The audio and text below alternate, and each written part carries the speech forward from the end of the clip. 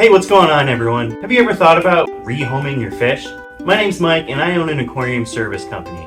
One of the most common calls I get, besides needing help cleaning aquariums, is help with rehoming fish. So today I have a box in front of me with a bunch of community fish that I picked up from someone who's going to be moving across the state. I'll give you some tips and tricks for rehoming your fish, good places to look, also red flags, things to look out for.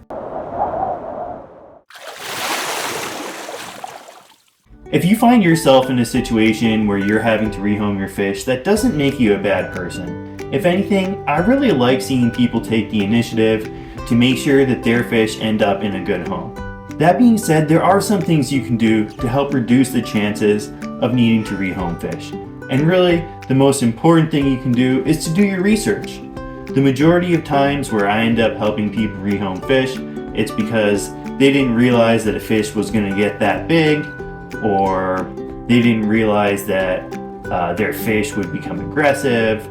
Stuff that could have all been resolved if people had done a little bit of research. So I'm glad that he had community fish, and I'm able to take a few of them for myself, some coolie loaches, a banjo catfish, and some balloon rams.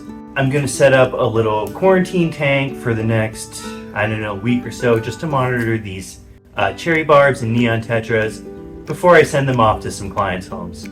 So where are some places that you should look to rehome your fish? The first place I'd recommend is your local fish store.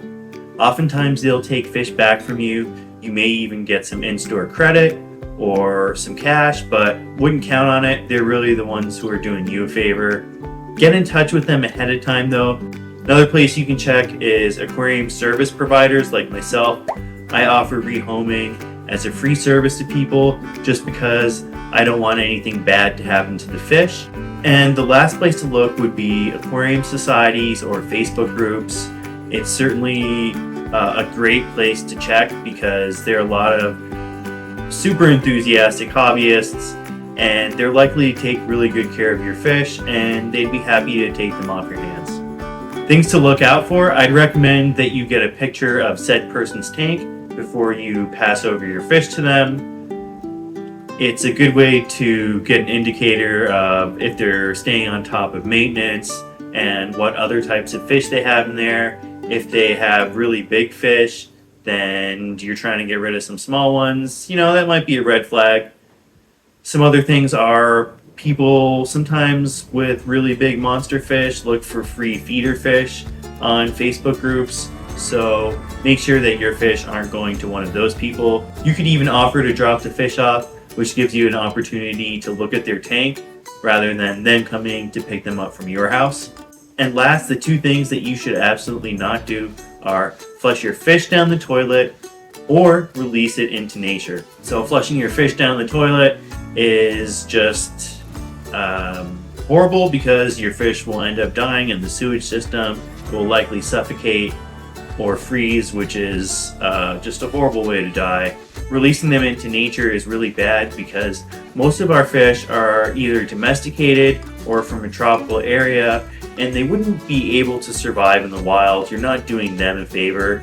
And even on the off chance that they do survive, you're not doing your local ecosystem a favor because they run the chance of reproducing and becoming an invasive species. There are tons of invasive fish out there like snakeheads and carp in North America, and they do substantial damage to our ecosystems, displacing native wildlife, and sometimes they're even responsible for having local species go extinct. That's all I got on rehoming fish. Make sure to drop a question if you got any. Thanks for watching. Hit that like and sub button. See you in the next one.